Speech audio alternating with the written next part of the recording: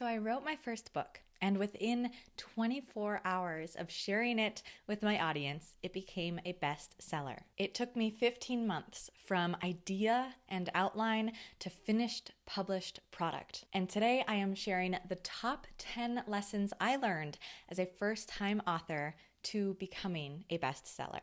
Before jumping into those 10 tips, if you haven't already, subscribe to this channel for free alignment trainings every single Tuesday. While you're down there, support this channel by giving this video a like, comment if you're especially excited about anything that I share today. And if you want your copy of Ready Enough, your 7-step guide for life's hardest decisions, click the link in the description.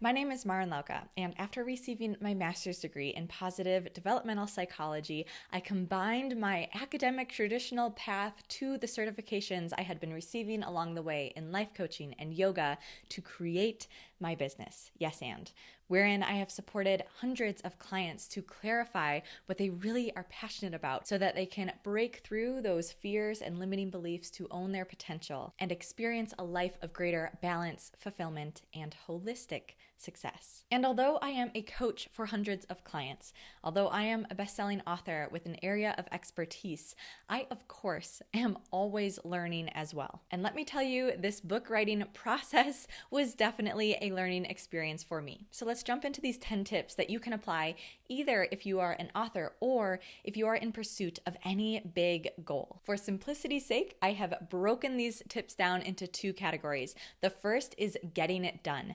Tips for productivity and motivation to accomplish these big goals that we have in front of us. And the second are big lessons that I learned about the journey, that more holistic view of pursuing something great and achieving it. So starting in that first category, getting things done, tip number 1 is to find a feel-good accountability system. For me, that started with my author coach. Shout out Jennifer Locke. She is incredible and helped me to take this big idea, and in fact, multiple ideas of where I could have taken this first book and break it down into something that felt clear, that felt organized, and that felt manageable.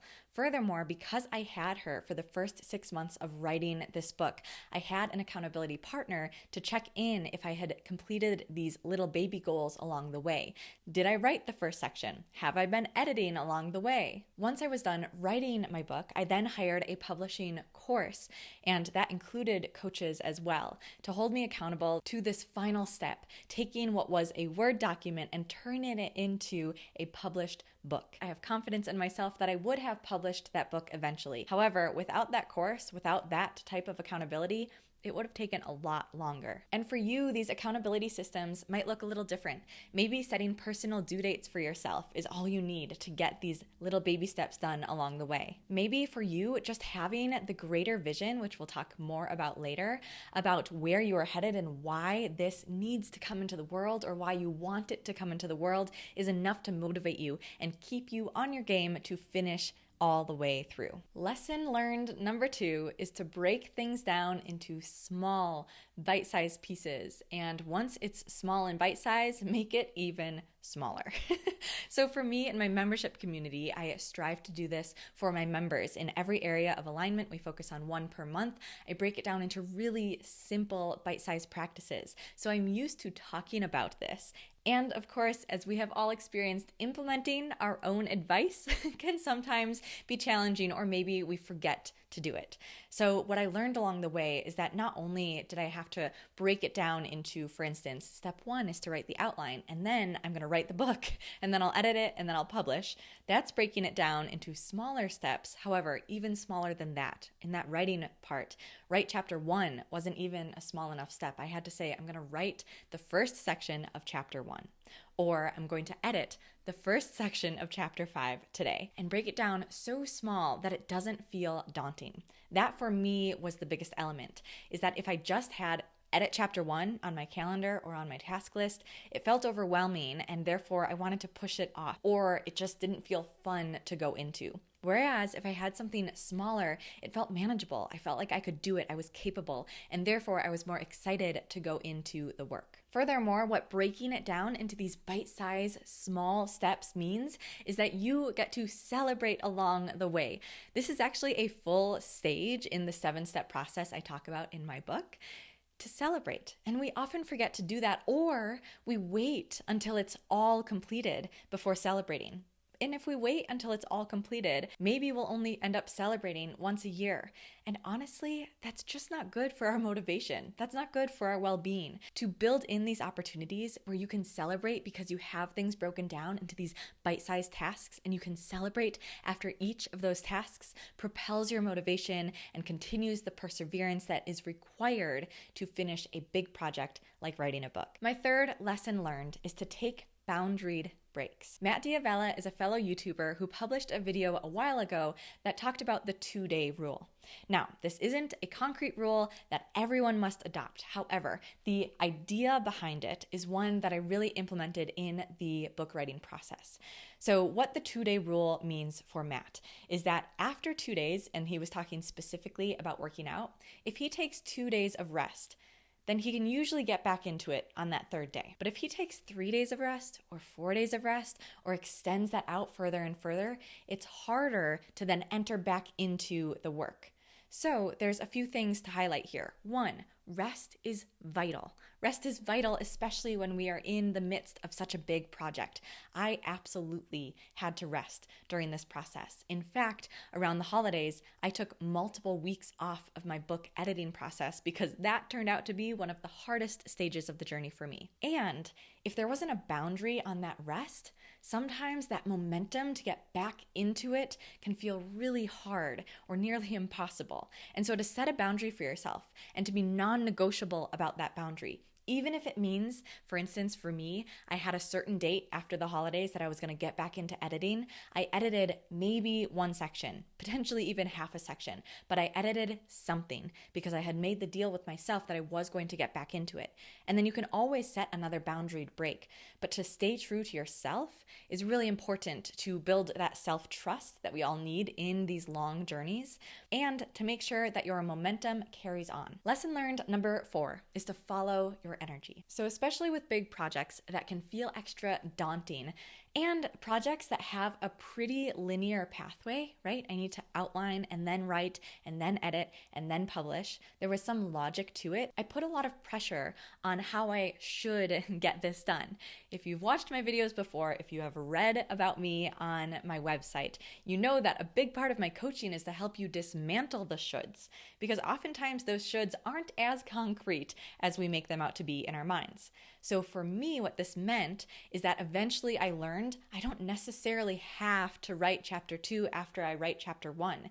If one day I was feeling inspired to jump to a different section of the book, follow that energy and trust it. What happened for me, the lesson that I learned, is that when I trusted the flow of energy of where I was naturally inclined to go, everything got done eventually. Maybe not in that linear pathway that felt easier for my mind to compartmentalize and organize.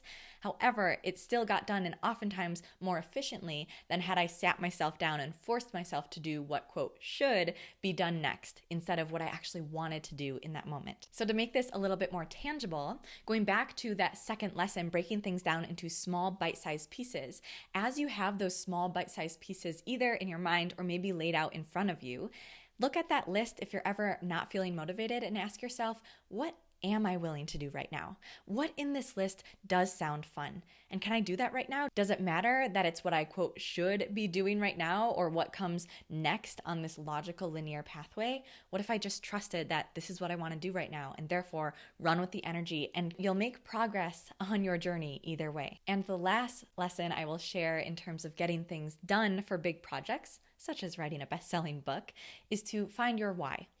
You maybe have heard this before if you're in the personal development space. Simon Sinek has a great book, Start With Why, and I found this to be really important. For me, my why was not only to share this message with more individuals than I have time or opportunities and resources to coach. I wanted to spread it to a wider audience. But also, I want to incorporate this into my speaking events moving forward, to have a takeaway that people in the audience can have, to have something where the individuals hiring me know what to expect and already have a taste of my expertise and the value that I provide. Furthermore, if you can incorporate a vision and a feeling into this, it's even more powerful. So for me, something I kept coming back to was a vision I had in a meditation actually years ago, where I was autographing a book of mine in the airport, specifically at Hudson Books. And specifically, the woman for which I was autographing my book has green eyes. This has yet to happen because my book was just published. And I think one day this might come true. And the moment it does is going to be amazing. I will certainly tell you about it. Whether or not that exact moment comes true, however, to have that taste and the feeling and the detail within that vision, to say, yes, I really know and I trust and I felt that call that one day I want to be able to sign a book that I wrote for someone that it helped in the Hudson bookstore in the airport. That propelled me through times when it felt hard, when it felt like I didn't know anymore why I was doing it. I came back to that vision, I came back to that feeling and those details. So create that for yourself, not only the why, but get really detailed about it. And along these lines, kind of a bonus tangent to this lesson learned is to stand in your worth and to stand in your vision.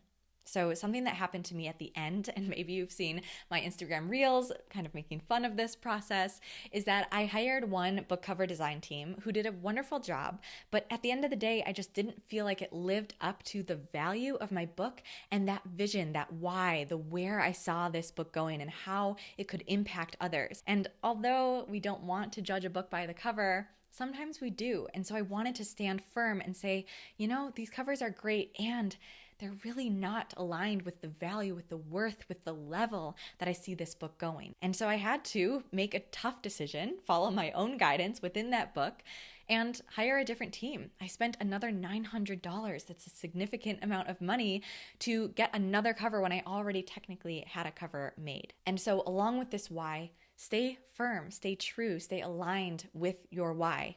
Don't waver from it just because it gets scary. And if it does get scary, turn to the 7 steps in my book, and I hold a lot of space for those fears and for the discomfort that comes up along these big journeys. Moving on to the second part, the second 5 tips, and these are all about the big picture journey. So lesson learned number 6 from writing a best-selling book is to get curious about others' success or others' perceived success. This kind of relates to the why in that it's a little bit of a check.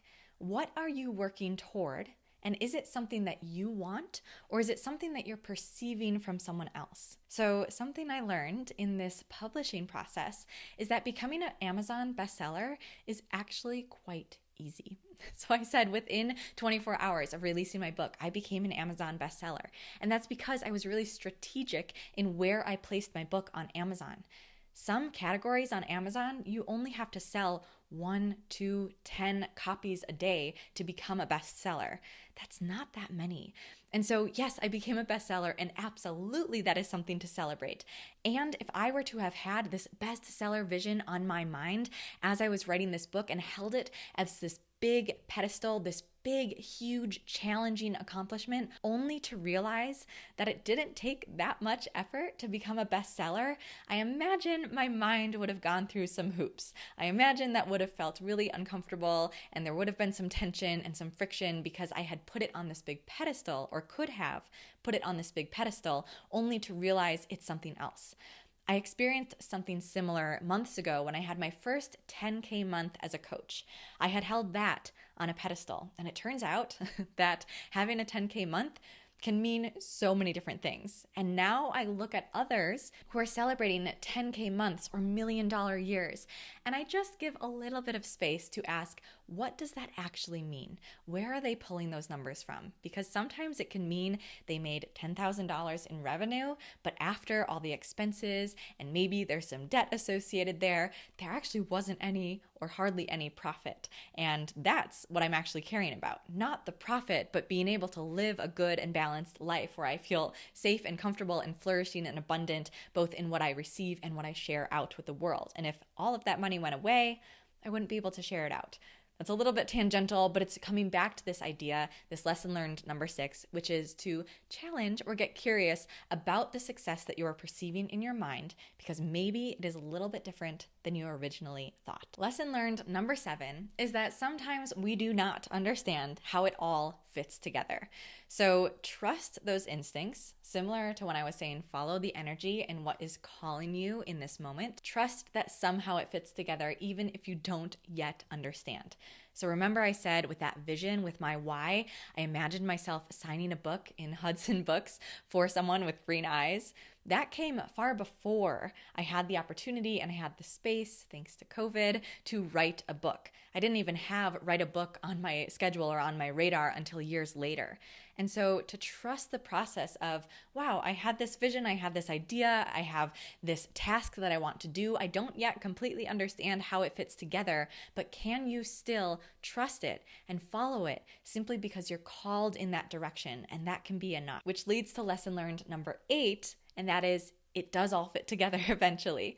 So I can rewind all the way back to first grade when I used journaling time in the morning to write a version, my own version of Amelia Bedelia. I rebelled, as Martin classically does. You know about that if you are reading my book. I rebelled against the status quo to do something that I wanted to do. I could now look back in hindsight and say that was actually the beginning of my best-selling book, is writing in first grade. Furthermore, in high school, I had a teacher in the middle of social studies class tell me, Marin, I think you're going to write a book someday. And I had been writing blogs, a lot of blogs for Yes And. When I started the book writing process for Ready Enough, I had almost 100 blogs, and I used a lot of that material within my book. So I had already been writing my book, even though I didn't know that.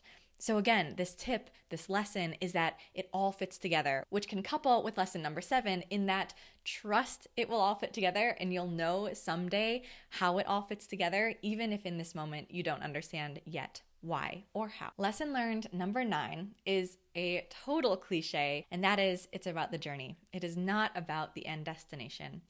I hope that you have experienced this in some way because I really think this is the ticket to living a truly fulfilling life. It's that to trust in the journey, to be in the journey, and to absolutely celebrate every milestone along the way, including those big ones, without becoming attached to those being your only tickets to happiness. So yesterday, for instance, the day before my book went out into the world, I had a really slow energy day. I wasn't very excited. I wasn't feeling the best. I took an hour nap right in the middle of the day, which is not common for me. And had I thought that yesterday was going to be this huge day and that day was going to make everything worth it, imagine if that's the day that I was banking on and then it ended up being this really low energy day. Furthermore, there is no way that I could have persevered for 15 months based on one day or one title, such as a best-selling author.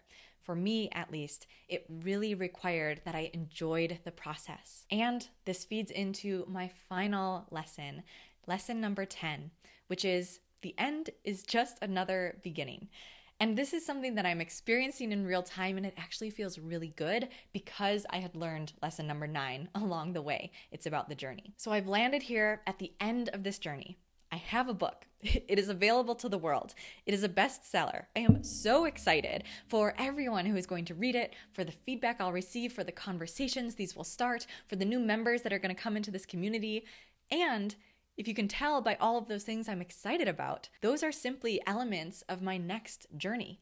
Now that I have this book, I get to share it with the world. I get to pursue those speaking events, those why. That was really the pillar, the center point of writing this book and organizing my area of expertise into a captivating story. I'm reaching out to podcasts. I'm looking to the next year to grow awareness of this book, to continue the sales and the momentum that already have taken off today. And again, this goes back to the idea that it's not really about the end. Because if I thought, again, that now I would just get to sit back and do nothing, and so maybe if that was my belief, I would have persevered through burnout because I had this idea in my mind that eventually I would get a break, only to realize that this is just the beginning of something new.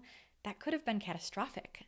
That could have been the end of my energy levels, of my career, of my motivation, because I was grinding myself until I got that break. And if I don't believe there's a break ever, and rather build in breaks along the journey and always have this notion of there's always going to be something I'm pursuing. There's always going to be a goal. There's always going to be something I'm excited about that is right on the horizon. That actually fuels my motivation to continue, and that element of holistic success, it builds it into the process. Because if there's always going to be something, I'm not waiting for something else to happen before I enjoy what is here right now. And those, ladies and gentlemen, are my top 10 lessons learned from writing a best-selling book.